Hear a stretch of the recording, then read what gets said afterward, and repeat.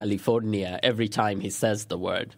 Susanna Zaraysky says the governor should have spent more time listening to, say, the Mamas and the Papas singing California Dreamin', or maybe the Beach Boys. In her book, Language is Music, she demonstrates how music can be the key to learning foreign languages. Susanna, welcome to the show. Thank you very much, Sandeep. How many languages do you speak? I speak 7. My first language is Russian, and then I learned English when I came to the United States when I was 3.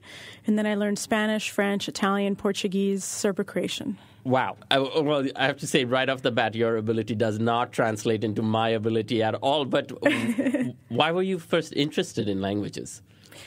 You know, it actually just kind of came by accident. My parents made me study French when I was about 11 in school. And then I was a foreign exchange student in France when I was 15.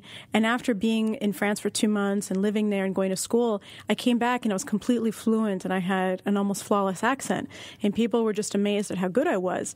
And then I started learning Spanish, and that was really easy for me. And then I liked Italian. And then it just happened that I learned other languages along the way. When something like that happens, people say, oh, Susanna, you have such a good ear for languages. Yeah. At what point did you realize what role music was playing in your ability to pick up languages? It happened over the last 2 years. 2 years ago, I read an article in The New Yorker by Dr. Oliver Sacks, the famous neurologist. And he wrote about a woman who was born cross-eyed like me. And then when she was in her 40s, she developed three-dimensional vision because she did vision exercises. And I know it's hard to believe, but I never knew that I didn't have 3D vision. I only learned it when I read his article, and then I found out that was my condition, and I realized that I must have had really sensitive hearing, and that helped me listen really well and pick up on sounds and copy accents. And then last year I read another book by Oliver Sacks called Musicophilia, and it was a wonderful book about the effect of music on the brain. And I was listening to it on my iPod when I was driving around, and it just dawned on me as I was driving, oh my gosh, I actually listen to language like music. It registers in my brain like music. And that's why I'm able to copy the melodies and the accents and sounds. And that's what it was. But that's your special case, people would say, because you were born, you had vision problems, and so your hearing is more acute. Why do you think it applies to the general public, some of whom, like me, is completely tone deaf? When I start to sing, my mother says, stop. Yeah, well, actually, I have a friend of mine who is deaf. She's from Germany. She lives here in the United States. She hears some sounds, but we have to communicate by her reading my lips, and sometimes I write things. And she told me that she actually used to play the flute as a kid, believe it or not, and she's deaf. And her English teacher in her deaf school in Germany told her that it's because that she was playing the flute as a kid that she was able to actually learn English, whereas other kids who had better hearing than she did were unable to learn English so well.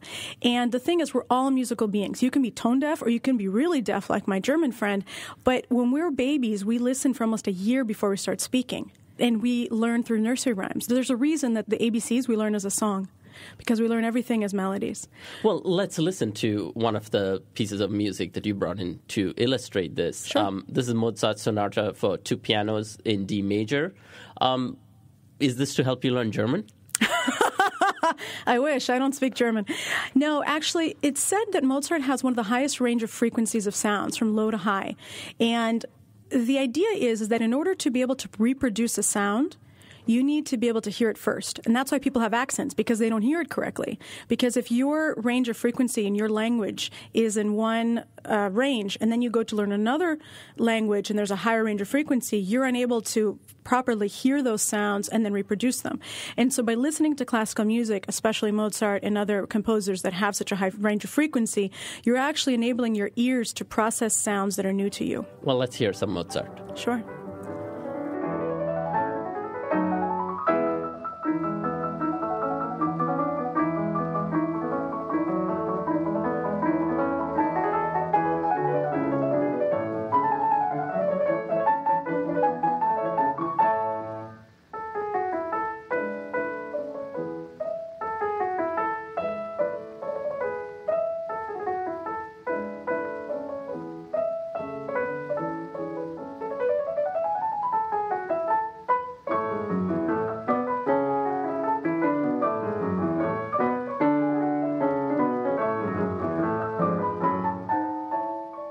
That's Mozart's Sonata for 2 pianos in D major.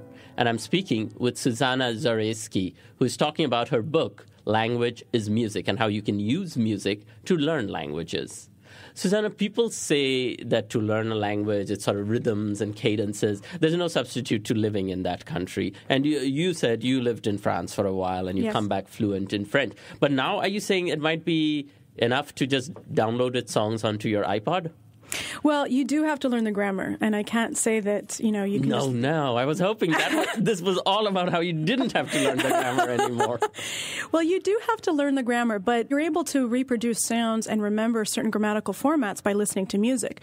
For example, I listened to music in Spanish for many, many years, and I lived in California since I was 5, so I heard Spanish sounds for 10 years before I started studying Spanish. So when I started studying Spanish, it was very easy for me to remember words and sounds because I'd already heard them in songs.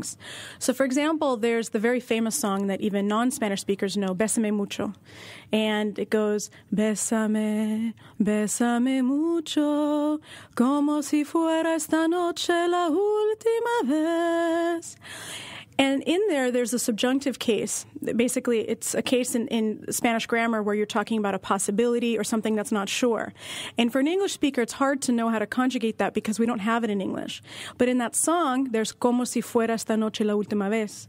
So when I started learning Spanish and I learned the conjugation of fuera, I remembered it really well because I knew the verse of the song. So you could associate it with the song now. Exactly, yes. Well, let's hear your second choice, which is a song in Spanish. Yes. And why don't you introduce it for us?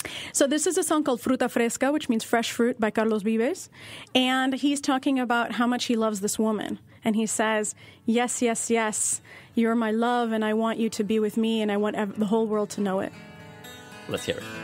Ese beso de tu boca que me sabe a fruta fresca que se escapó de tus labios y se metió en mi cabeza. Es el beso con que sueño cuando las penas me acechan, que me lleva al mismo cielo y a la tierra me regresa. Y que reza, reza, que reza, y aunque ya no tenga cura, y el recuerdo de su beso me lleve hasta la locura. Sí, sí, sí, que este amor es tan profundo, que tú eres mi consentida y que lo sepa todo el mundo. Sí, sí, sí, que este amor es tan profundo, que tú eres mi consentida. That's the song Fruta Fresca by Carlos Vives. And I'm speaking with Susanna Zaraysky about her book, Languages Music. Susanna, when I hear that song, and I don't know very much Spanish, okay, I get the C part, and I can get the yes, yes, yes.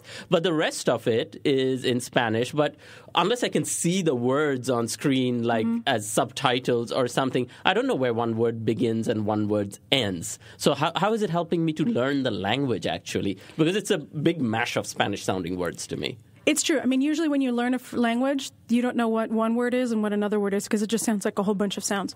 So what I suggest is that people first listen to the music and just listen to it and have their brain just take in the sounds. And then they can go on the internet and download the lyrics in Spanish, and then they could get it in English. And then they could read the lyrics as they're listening. And then they're actually going to be able to distinguish one word from another.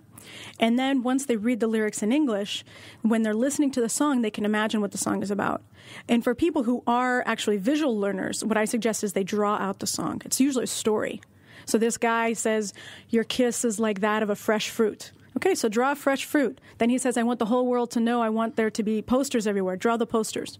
And so that's how people learn, is they start to associate visuals with words. And what happens when the music of a particular country is something that you don't particularly care for? In your book, you write about you speak Portuguese, yes. And you had to listen to a lot of Portuguese fishing songs. It's true. I live in San Jose, and there's a really large Portuguese community from the Azores. And when I was learning Portuguese, I didn't have many people to practice with, so I listened to that radio station. And they were playing music from like the 60s and 70s. And to me, it sounded like fisherman music. And yeah, I didn't like it, but it was my only exposure that I had. So I was listening to it for a long time. And then it was really interesting, Sandeep, because a few years ago, I was in a situation where I was forced to speak in Portuguese. And I thought that I spoke like Tarzan. And then I started speaking, and I was shocked at how many words I knew and the phrases that were coming out of my mouth.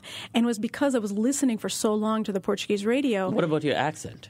It's funny, my Portuguese accent was kind of a mix of the Portuguese from Portugal, and then I was also listening to Brazilian music, so I got some of that Brazilian accent. Because most singers don't